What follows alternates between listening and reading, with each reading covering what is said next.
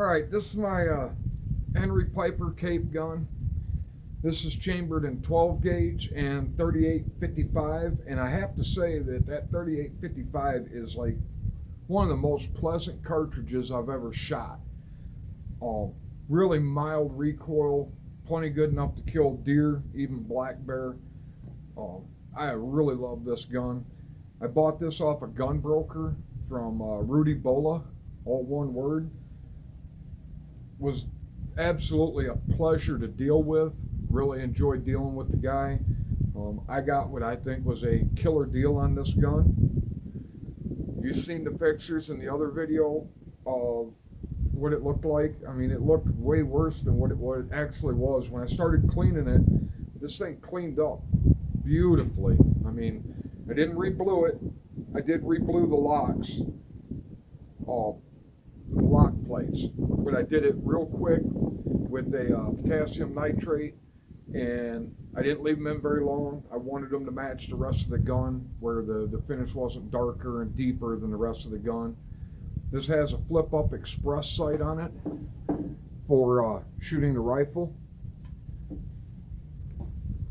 I love these old guns. I mean, you guys have noticed I've been doing some videos on double rifles, drillings, these Cape guns. I've got a line on another Cape gun that I'm trying to buy right now. There's a million AR videos out there, and I'll still do AR videos sometimes. And there's millions of AK videos and SKS videos. I've always loved Colt single action handguns, and I've always liked these the drillings and these Cape guns and double rifles since I was a little kid. And there's not a lot on the drillings and the Cape guns, and even the double rifles. There's not a ton of stuff on YouTube out there.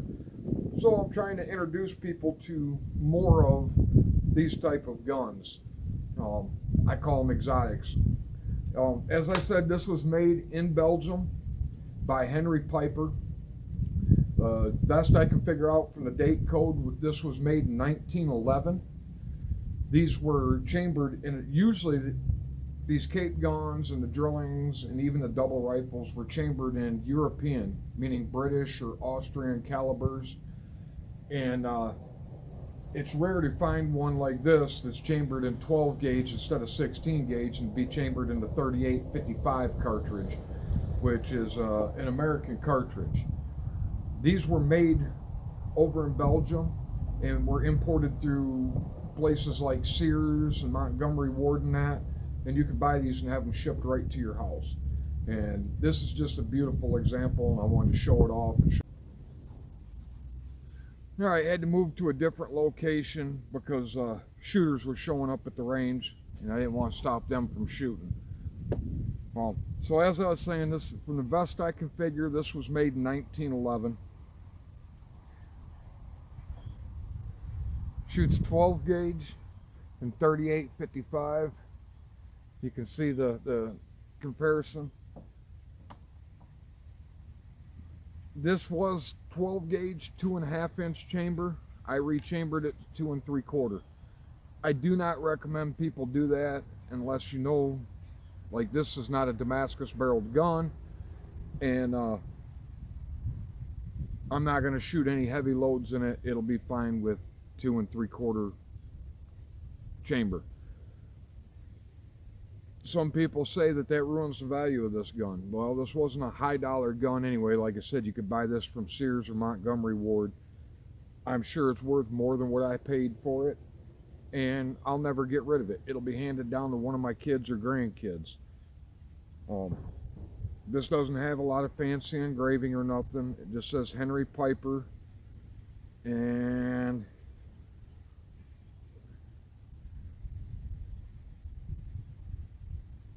I can't read that writing. Belgium, something Belgium. I don't know how to pronounce it, but this is a beautiful gun. It has a sterling or German silver. That's real silver front sight. I'm not going to do anything more to this gun. I'm going to leave it just like this. I'm completely happy with it the way it is. Like I said, I just want to show off some of this older stuff and put out content, because there's not a lot of content about this stuff out there. Like I said, beautiful gun. The 3855 is a really nice round. When I can get a hold of some brass and primers and powder, I will load up some, and we will actually see how accurate this thing is at 50 yards, the rifle barrel at 50 yards, 100 yards. We might even push it out to 200 yards. Reloading stuff is still kind of hard to find in the area where I'm at, but eventually I'll find some. The ammunition is hard to find. Yeah, I have to order it online, and there's nobody that carries it around me. And when you do find it, it's very expensive. So eventually there'll be more shooting, and we'll do some accuracy testing on this and on that drilling. And the next project I'm going to probably do is that 416 Taylor double rifle. When I chambered that, I could not find 416 anything, brass, bullets. Well, I could find bullets. I couldn't find brass or dies. And just recently, I had a guy give me 40 rounds of 416 Rigby ammunition and reloading dies. So I am going to chamber that 416 Taylor to 416 Rigby. It's a lower pressure cartridge, so it will actually beat the gun up less. Like I said, I chambered it to 416 Taylor because at that time I could find the brass and the reloading dies fairly cheap. So I'm going to make that a 416 Rigby. But this is the Henry Piper Cape gun. It's a hammer gun. This is, after shooting it, definitely in my top favorites. I really like the 38-55 round. It's just a really nice shooting, mild cartridge, but yet it's heavy enough to kill bear and deer, anything I'm going to run across in Michigan. So hope everybody has a good day.